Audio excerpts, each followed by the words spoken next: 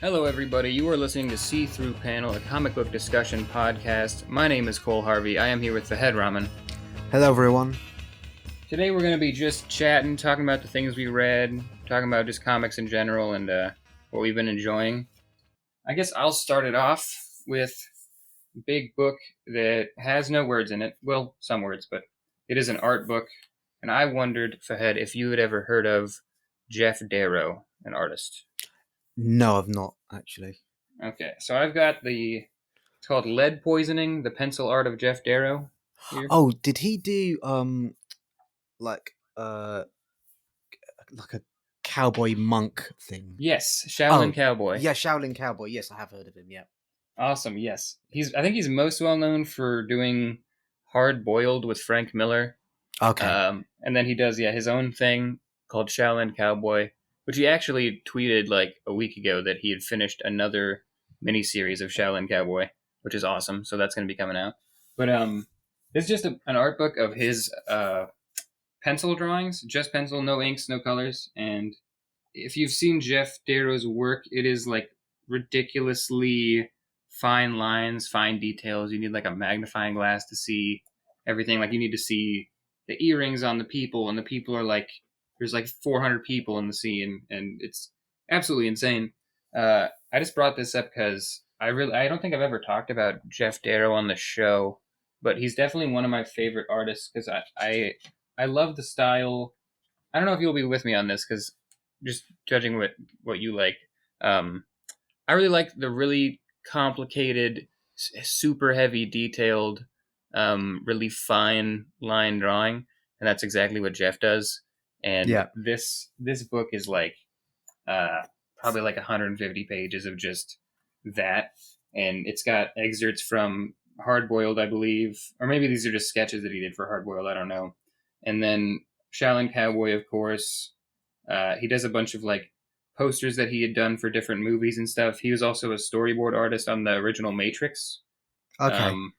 So yeah, I think he works normally as doing storyboarding. But when he comes back to comics, it's always awesome. So tell us a little bit about the book. You said that you mentioned it was a wordless comic. So is this an art book? Is it a series of sketches? Is it comic strips? What's kind of like the format that we're talking about here? It's an art book. I think it does have a lot of excerpts from his comics straight up that were just the first draft pencils. The really cool thing about it, there are words, but that's the cool thing is that he's got a bunch of different names in here doing various excerpts on art. So he has Dave Stewart, obviously really famous colorist, doing the intro, and then each art piece has maybe just like a writer or an artist talking about Jeff or talking about the piece, and sometimes they're just putting poetry with the art. So you have John Arcudi, you have Chuck Palahniuk, you have Joss Whedon does a poem in here, Richard Corbin, and they're just adding little snippets of text to each drawing, and they all have a different kind of effect. Some people will be complimenting Jeff on his line and just, gushing about that. Some people will be talking about Jeff as a person. There's a lot of jokes in here. Apparently, there's a lot of talking about how Jeff's on drugs when he does this, but he's never on drugs. Yeah. There's Joss Whedon, like I said, does a really cool poem, and I thought that was a really interesting way to do an art book, because usually you'll have, like the creator talking about their process or something like that. But Jeff Darrow has no words in here. He doesn't do anything but speak with his art. So I think he's even got like a Korra picture in here I hadn't noticed from the Avatar thing. Okay. Yeah, it's one of the more original things I've seen. I mean, I bought it without even knowing that, just because I love his art. But if you like art books and you're not, it's kind of a step away from just straight up comics. It's not, it's not like you're getting a full story here or anything. But if you like Jeff Darrow's art, this book is awesome. It's a really nice hardcover from Dark Horse, and it was like $30. And you also get a lot of commentary from some really big names in comics. Like Richard Corbin is in here like 10 times, and Sergio Aragonés is in here a lot of times. And yeah, there's not probably a lot to say about this one. This is the only non-comics thing technically on my Yeah. list, but Yeah, yeah. sure. Sounds really interesting. Kind of, is it? What's the kind of like the dimensions of the book? Is it kind of like quite big? Is it a coffee table book, or is it something that would fit on a bookshelf? I wouldn't say it's coffee table. I think he gets published through Dark Horse, Yeah. and all of his books have had the same dimensions, so they're slightly larger. They go up on my shelf with my library editions, Okay. so they're pretty tall and pretty wide. They're oversized, I would say. Okay. That sounds great. So I've been reading a few kind of series that I've been meaning to catch up on. So I'm going to mention a couple of different series where I've just I'm kind of like just gotten up to date with them. So the first one is Ascender by Jeff Lemire and Dustin Nguyen. I hope I'm pronouncing their names correctly. Have you heard of Ascender? I have heard of Descender and Descender, and Yeah. I really want to read them both. Okay, so they are two complementary. Oh, it's difficult to go into kind of like spoilers in. So Descender is the first series, and it's about a boy robot that it's kind of set in a universe where robots have been banned because uh, all the planets within the galaxy were attacked by these giant robots that kind of like took out a whole bunch of life throughout the galaxy, and it's about a boy robot that returns to his uh, brother, who's a human being, and kind of their adventures that go on from there. So it's kind of like an epic space opera with a family story at the heart of it, and Descender is the follow up series that's kind of set in the universe after the conclusion of Descender's story. And yeah, it's just, Jeff Lemire is kind of one of my favorite writers working in comics at the moment. The art in here and the character design and the world that they've created is engaging, and um, they've kind of like the character designs and the creature designs and the robot designs are all excellent. It's superbly paced. It's got fantastic dialogue, and the one thing I really appreciated about it was the coloring. The coloring, I just felt he's kind of, to me, it looks like he's using this kind of washed out watercolor aesthetic to bring life to this sci-fi world. So it's just, yeah, I just love looking at the book and kind of reading it um, as well. So yeah. Did you so you finished all of Descender, and did you finish all of Ascender? Yes. So Okay. Ascender, what I think I have, from what I understand, Ascender is 4 trade paperbacks, and Descender I think is slightly longer with 6 trade paperbacks. So I read um I read most of Descender as in paper form, kind of like traditional format, and Ascender I read just on my iPad. I just borrowed the books from my from my local library using Libby. So yeah, Interesting. I read the first trade of Descender, and I liked it. I fell off. I totally need yeah, to come back and finish it. But I when I saw Ascender was coming out, I thought it was really interesting because Descender was like this really cold, mechanical. Like there's always robots on the yeah. screen, a lot of cool colors with the colors, and Ascender looked like a lot more organic. If that makes sense. Yes, I can't explain why that is without getting into lots of heavy spoilers, but the artistic reasons for why Ascender looks a lot more organic and Descenders maybe got slightly colder color palette will make sense within the themes of Hmm. each story. And I genuinely, I don't want to spoil it for you, but yeah, kind of it makes sense why they've chosen the respective color palettes that they have. That's really cool. Okay. Jeff and Dustin actually just did a mini series at DC called Robin and Batman, which I've Yeah. heard great things about. I haven't read it because I haven't been reading a bunch of Cape stuff, but Yeah. they can't really do any wrong. So, Yeah. all right, I have a kind of a similar thing in terms of art. Um, grab the book here. I've been picking up Moonshadow by, man, I don't know how to say this guy's name. J.M. DeMatteis, Yeah. DeMatteis, Yeah. DeMatteis, and art by John J. Muth. This was an '80s comic that was out of print for a long time, or so I've been told. It says it on the back, an out of print classic.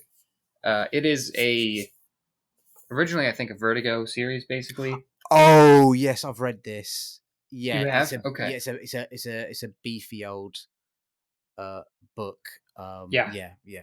it is dense. So I read that this was a 12-issue miniseries, and I received the hardcover, and it's giant. So these must be like triple oversized issues if this is a 12-issue miniseries.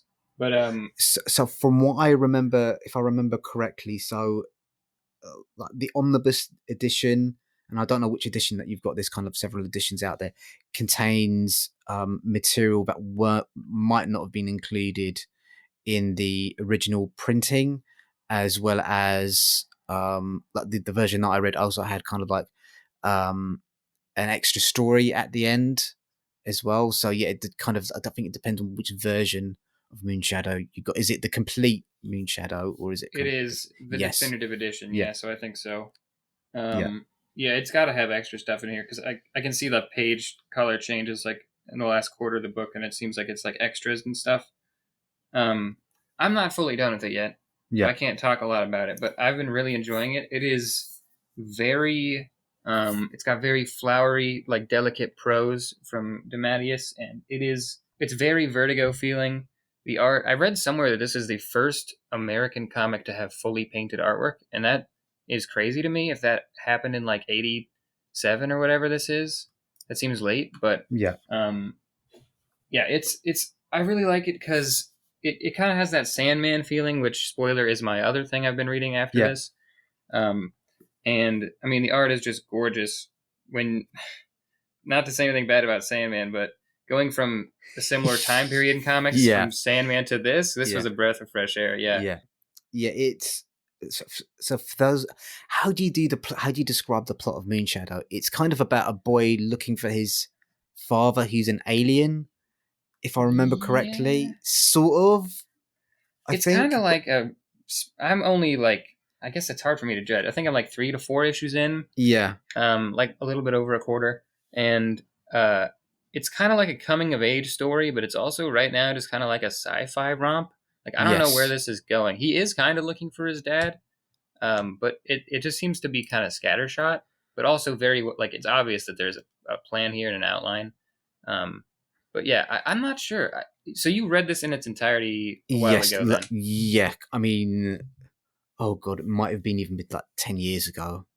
Okay, so It's the you probably last don't time. have a Yeah, huge yeah. I remembering mean, of I it. do kind of. It's one of those books that does leave you with like a lasting uh, impression. So there's a lot of heavy themes explored in the book about the nature of legacy, family, the cruelty of God, and um, it's it, it's a really clever book in a lot of ways in terms of the way that it plays around with where you think you are in the story isn't it's kind of non-linear in a lot of ways. So I don't know if you've encountered any of those elements quite yet, where kind of Um, like you think you're at a certain point in these people's lives, but you're actually either further behind or further ahead, and they kind of they also kind of like play around with um representations of how the characters appear at different points in times as well. So yeah, it's a heavy book that will kind of you'll be thinking about a lot about what it says or what it's trying to say and what its themes are exploring a long time after you've finished reading it. So yeah, I'm excited I for you. I'll definitely be get that vibe. really interesting to hear. I'll be fascinated to hear what you think of it when you finish it. Yeah, I'll probably be bringing it to the show because I'm not even halfway done. Yeah. I've been digging it, and I was excited to talk about it. The weird thing for me, I really like it, but the prose in here is so dense and Yes. heavy that I almost Yeah. kind of have to put my like novel reading brain on. Yeah. And so, like, comics, you could say they're art and they're literature, and they are, but they're not all written like this. Like Yeah. this is like poetry almost, like Yeah. very dense poetry, and it's got a very flowery language, and sometimes I just have to slow down and remember that I'm not reading a book and look at the art, which is beautiful by Yeah. John J. Muth. And yeah, I don't have a ton to say about it for now. I think you said it better than me. But yeah, I've been really digging it. And if this was out of print for as long as they said it was, like over 10 years, then I'm really happy to have it. Yeah, it's I think it's kind of one of those unspoken masterpieces, really. But well, Yeah. it's one. Yeah, I mean, it should be up kind of up there with the other book that you mentioned, Sandman. And kind of speaking of Sandman, the next book that I'm going to mention is Raptor, a Sokol graphic novel by Dave McKean. So for Oh. those of our listeners who aren't aware, Dave McKean is a legendary artist. He did a lot of the covers on the Sandman. Um, I think he did a lot of the covers on the actual individual issues, as well as the trade paperback collections. And this is it's a lyrical, poetic graphic novel that uses a lot of abstract imagery and poetry in its text, and it's about a how to describe. So it's about these so I'll actually just read out the synopsis because I think it will does a better job of explaining it than I would. So, Raptor, or aka Sokol, flickers between two worlds: a feudal, fantastical landscape where he must hunt prey to survive, and Wales in the late 1800s, where where a writer of supernatural tales mourns for the passing of his young wife, and he exists between two states, human and hawk. He lives between the twilight between truth and light. Okay, so they go into kind of flowery descriptions there of what's going on. It's uh, it's a really fascinating book in a lot of ways because it kind of the two characters.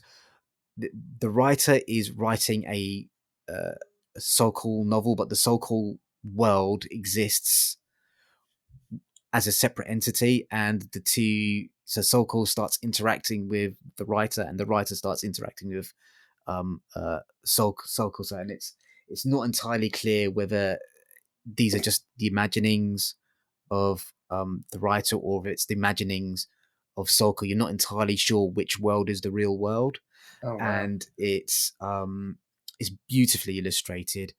The character designs are eerie and creepy, and again it kind of hints a little bit in the descriptions that I've just read out that some of the themes that are being explored around um, what one's purpose in life is, finding purpose in life after a loss, mourning, the way we set ourselves up for roles in societies as well, and how those roles can be kind of self-fulfilling. I was reading just a few of Dave's.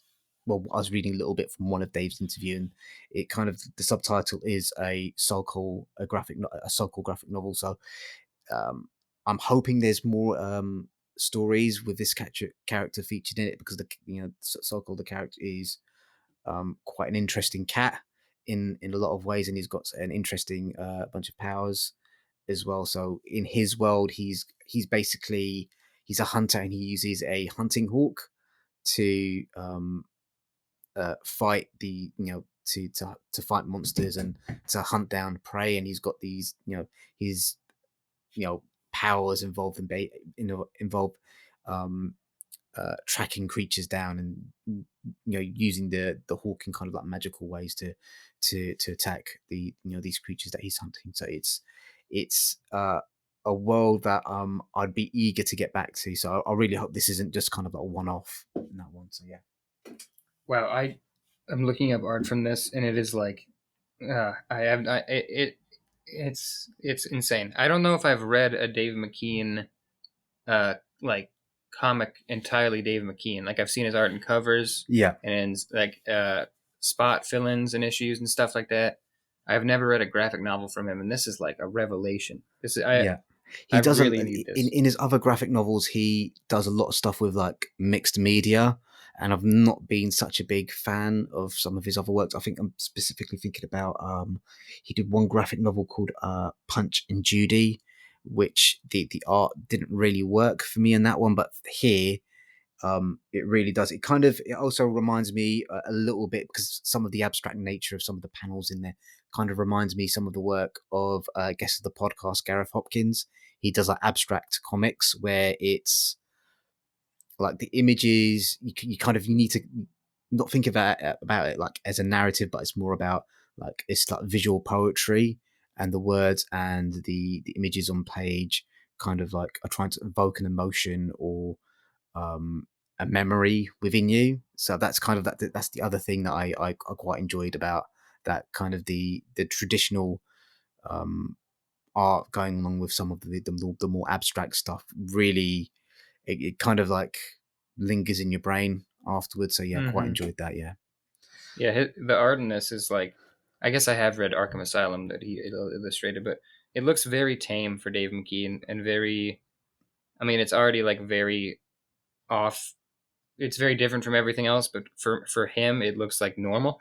Like for Dave yeah, McKean, yeah, it looks like normal art, but it blows away everything else that I've seen this week. Honestly, just because it's so unique. yeah, I'm 100% going to buy this, and probably another one that I saw yeah. called Black Dog by Dave McKean. Yeah, wow, okay. So into some stuff with some not as great art.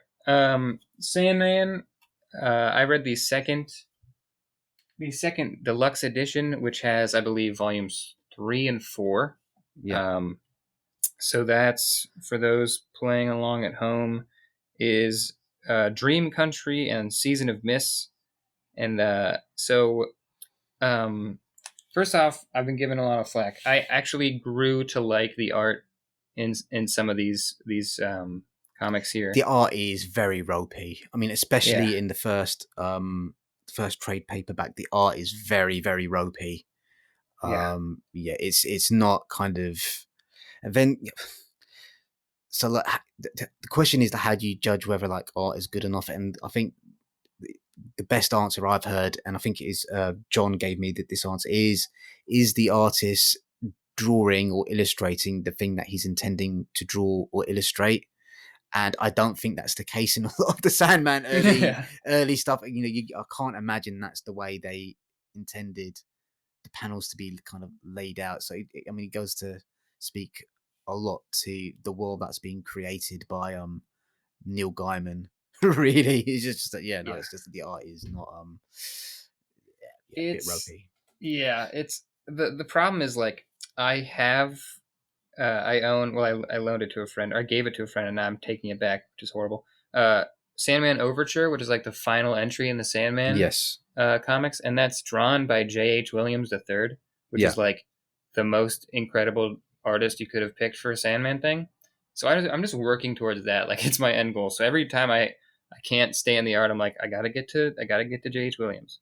Uh, so I mean I I grew to like some of them, but you're totally right. Like the first few volumes, and even in some of the later volumes that I've been reading, there's just I think the art doesn't represent the script, which is I think exactly what you were trying to say. It I'm sure Gaiman's writing like a pretty complex script. There's a lot of symbolism and mythology and things like that in there, but that also means there's a lot of things to reference, and you don't have to um, I feel like that would make it almost not easier to draw, but having more reference materials and having things to draw on would make the figure work and stuff a little more concrete. But it's just so loose. People change faces. yeah. There's a lot of inconsistency there. Yeah, Yeah, the yeah. panel work is just sometimes a little confusing. The layouts, uh, but then you get people like I thought Sam Keith was good. Um, who else do we have here? I Brian mean, Talbot was yeah, probably the best guy in this book. yeah. Brian Talbot's for those of you who don't know, he's a British comic book legend. I think he's most famous for doing the Yeah, Granville uh, Badger steampunk private detective series. But yeah, yeah, yeah, it's just yeah, which is kind of like a more British Black Sad kind of to me, yes, yeah, with yeah, some steampunk. Yeah. So Brian Talbot's probably easily my favorite artist in there. He looks modern compared to these guys. Like Yeah. everyone in there looks like the printing process was horrible back then. The colors were did not print well, but then he's in here making it look like modern comics. It makes everyone else look bad. So, which trade paperback did you mention you're reading at the moment? Did you say it was Mists of? I've read Dream Country and Yeah. then Season of Mists. What is Seasons of Mist about? I So can't quite. that's when basically Death, who is the main character, Morpheus's sister, Yeah. guilt trips him about sending one of his lovers to hell because she Yeah. like said no to him, and so he goes back to get her, and essentially Lucifer's there, and he says, "I emptied out hell. Here's the key. It's yours," and then leaves. Yes. And the whole Okay. thing Yeah. I is, remember yeah, that. Yeah. it's like a big meeting of different mythologies. Odin is there. There's some representative from an Asian mythology that I actually don't know what it is. There's a Bast from Egyptian mythology. It's just classic Neil Gaiman stuff. He's throwing a lot of gods at you. Um, and then most of this, I would say that was, I think, the only long arc in the deluxe edition. The rest were like one shots, which is where Brian Talbot was at. Yeah. And I really enjoyed the one shots. Just the only thing I really have to say about Sandman is I think it's really great writing. The art works most of the time for me at this stage, but and he's very clever. Don't get me wrong; he's very clever and intelligent. He writes good stories. They're compelling, but I think he's up his own ass a little bit because there is an issue in here called A Midsummer Night's Dream, and it is just them performing Shakespeare play the whole time. Just the dialogue is all from the play, and that's what the issue is. And it's Yes. kind of hacky, in my opinion, and kind of he's trying to be highbrow, and it's kind of just boring. Yeah. Yeah. Um. It's kind of quite cool. I think if I remember correctly, that does set something up later on in the series. So Yeah, yeah. Yeah. there was like a cliffhanger at the end, but still, I was like, man, I worked for all this. Like, I just read A Midsummer Night's Dream in comic form just for like Yeah. this. Yeah. So I think a lot of the stuff in Sandman does set things up for later on in the series. So there is kind of a plan going on all the way through, the book. So yeah, and kind of obviously the Netflix series I think is out sooner rather than later. So it's going to be interesting how they adapt those first few trade paperbacks into a live action series. I don't know if you've heard of that or if you're excited for it. I have heard of Or it. not. I'm tempering my expectations, but I'm excited. I think it's going to be really tricky to Yeah, adapt. I definitely. think it's Big budget. just, yeah. I think one of the interesting things I think Neil Gaiman said about comic books is that because it's a series of selections of moments frozen in time, you can just capture that one moment of absolute agony or absolute ecstasy. And there's a lot of weird shit, Yeah. really weird stuff that's captured in the Sandman series. I'm just wondering kind of what visual choices they're going to make in character designs and how much stuff they're going to have to cut or adapt and kind of all that um, sort of thing. So yeah. Yeah. Have you read Sandman before? Is this your first time through reading it? I have read the first two volumes before, Yeah. and this is the furthest I've ever been. Okay, cool. So I mean, it does. The art does get progressively better as the series becomes more popular, and he's able to. I'll say he kind of Vertigo are able to kind of bring on artists that are a little bit more consistent, um, Hmm. as well. So the which one should I talk about next? I've got two books that I've um recently kind of read. Let's talk about let's talk about so it's Rat Queens. It was created by Curtis J. Weeb and Rock Upchurch, and it is it follows the misadventures of a group of female adventurers. Is very much set in kind of a D&D fantasy universe. It's vulgar, It's violent. It's funny. Um, it's kind of ultra violent or hypersexualized. It's a great romp. The action in it is fantastic. It's the dialogue is cutting and funny. The characters are vile human beings in a lot of way, but in a lot of ways they've got not they've each got their own quirks and foibles that make them dislikable yet charming in the same in this sometimes within the same panel. So it's a really, I mean, if you're looking for like a fantasy adventure story, um, you know this is one definitely to check out. I would say the artists do change throughout the book, and I was a big fan of Rock Upchurch, his art, and I think the other two artists that I enjoyed were Stefan. Oh, how do you pronounce that? Yeah, okay, so it's spelled Oh, Stepan Sajic, is that? Stepan Sajic, and Tess Fowler's art. I kind of enjoyed all the work that they did on it. I'm not so fond of the other artists that have gone on to kind of like do the coloring and the line work. So Owen Gianni and Priscilla um, Petrata.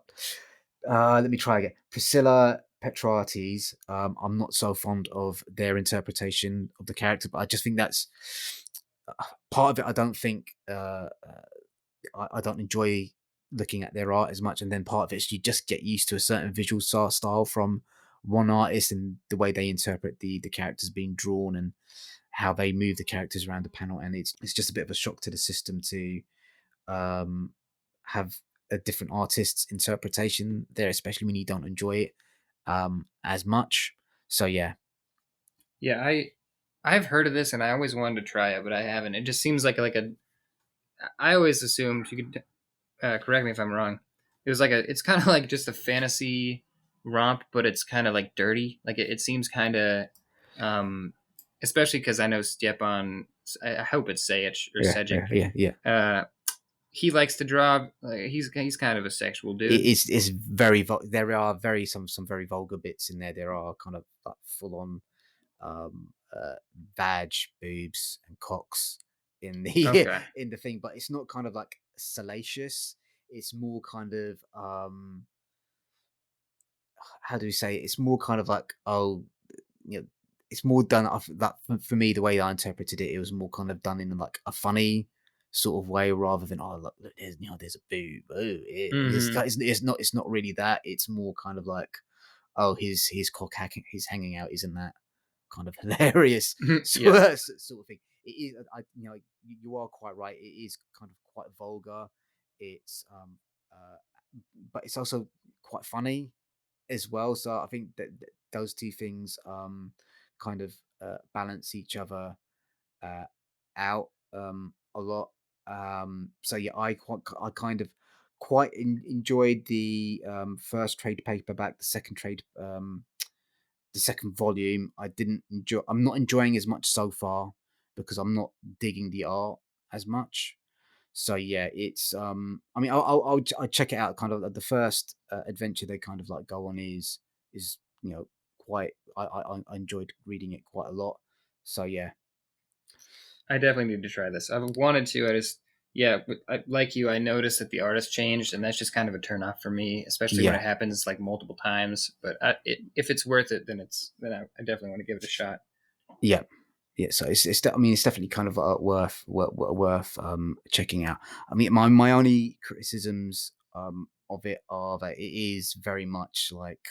I think I might have been missing out on some of the jokes because it is very kind of heavily influenced by um, D&D fantasy Yeah, worlds. But I mean, it's a very kind of like diverse cast of characters. All the main lead characters are female. You've got gay characters in there, characters from different minority ethnic backgrounds as well. So yeah, it's definitely one to check out if you're looking for something that's a bit ultra violent, quite vulgar, quite funny. So yeah, Awesome. Was that your last one, or do you have another? I do kind of have another one. But I think I might have talked about it before, so I've got another one. If I did, I talked about Ether before? Ether Yeah. by David Rubin Uh, and Matt Kint. yes. Oh my, yeah, yeah. You have not, but I am in the middle of reading it. Okay, sure. So that's kind of like the other one that I've finished reading over Christmas, and then the other book that I just finished was Eric the Red, King of the North. So maybe we might talk about Ether later on. So I'll talk a little bit about Eric the Red after you've got your next pick out of the way. I actually, well, I don't have a lot left. I just been reading Sandman, so it's Okay. all you. Okay. Cool. So we'll leave Ether to decide for the time being. Yeah, Um, that was not planned. I did not know that you had just read it. I finished the first miniseries. yeah. Okay. Cool. Let me just grab the book. So my next book, well, my last pick is Eric the Red. I think I might have mentioned this before on one of our previous episodes. The full title of it is Eric the Red, King of Winter. It's by Soren Mosdal and it's published by Centrala. So I did some volunteer work for Centrala. Oh god, it must be like a couple of years ago now, and they kindly sent over a few graphic novels that they've published. And this graphic novel is inspired by the real story of the colonization of Greenland. It's a tale of the wild North. It's written by Danish author Soren Mosdal, and it's set in the year 982. It follows the adventures or misadventures of Eric Torvaldsson, who's also known as Eric the Red, and it's about his fight to keep control of Greenland, basically. So the artwork is it kind of reminds me if reminded me a lot of like Hellboy's artwork. If Hellboy's artwork was occasionally crossed with the character designs from Rugrats, if that makes sense. But it's very much more to the Hellboy side of things. So, you know, kind of in Rugrats, the characters have sometimes got like weird dimensions because it's like a cartoon sort of thing. But Yeah, it's very kind of like this is a very bloody, violent book where there aren't really any sympathetic or likable characters in there. Pretty much all the characters in the book are deeply flawed and unlikable in one way or another, but it's also very, very um, uh, compelling. Eric himself is violent man, a violent man, a capricious man that's prone to fits of rage, and he's on Greenland as a result of killing two of his neighbors over some okay. stolen bedposts.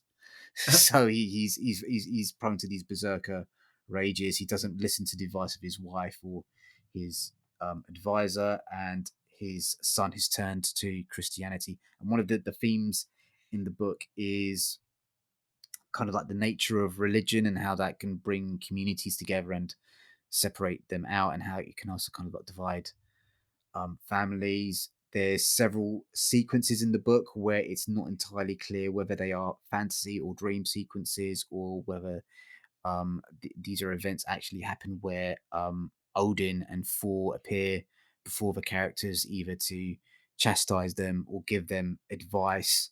And I really enjoyed those sequences because it, because of the way they're illustrated, you're not entirely clear whether it's actually is this something that's actually happening, or if it's just in the mind of the characters that are being spoken to or affected.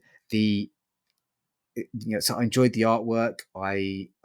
It's a big old chunky book as well. So it's kind of one of those ones that it will fit on like a bookshelf. Well, maybe not. Oh, really? It's kind of like um, yeah, it's kind of quite a big kind of like volume really. So it's one of those ones you need to kind of find space for it to fit somewhere. It's I'd say the pages if you hold them out are just a little under maybe A3. So it's kind of like Oh, wow. it's kind of quite a big book. It's kind of one of those you might need. It's not one of those that you can slip into your bag really. Yeah, it's beautifully illustrated. The point I was going to say is I really love the lettering in this.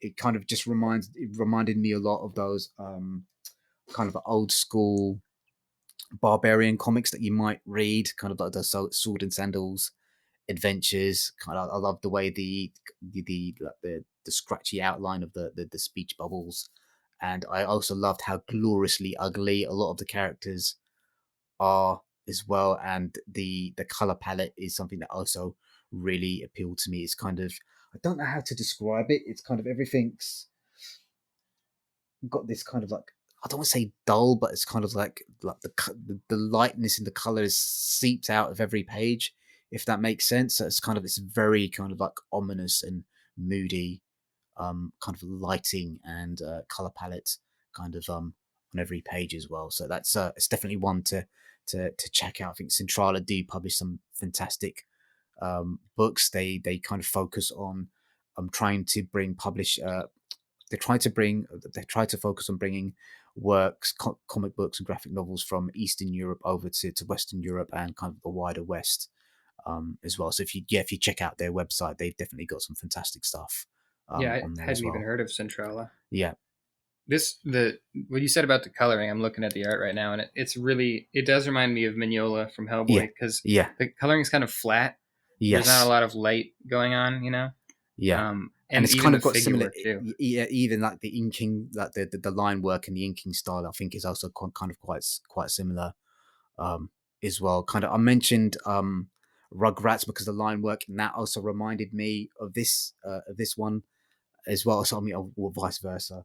And like some of the Vikings are kind of like quite tubby.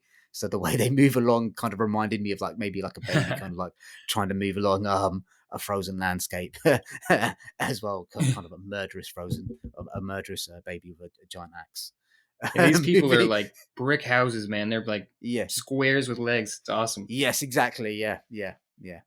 So that's another one to check out as well. I might actually be giving this one away because I need to create space for more stuff. So if you check out our Instagram account, I might be doing a giveaway for that one because I do need to create more space for stuff. Even though I do love the comic, but yeah, it's one of those I want to share. Sacrifices have to be made. Yes, Out of curiosity, how did you find Ether? Aoife, I really enjoyed. Interesting.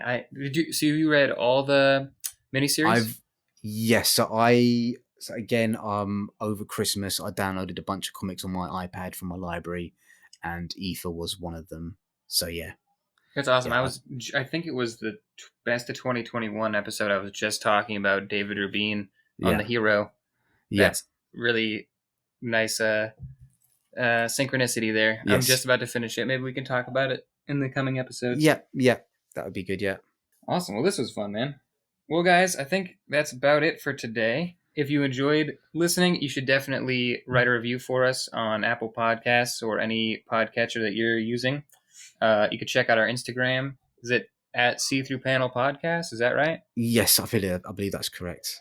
Yep. Fahed's really active on there. He's our social media guy. He's way better Yeah, at that than I am. yeah, and if you want to get in touch by email, our email address is seethroughpanel@gmail.com. Yep.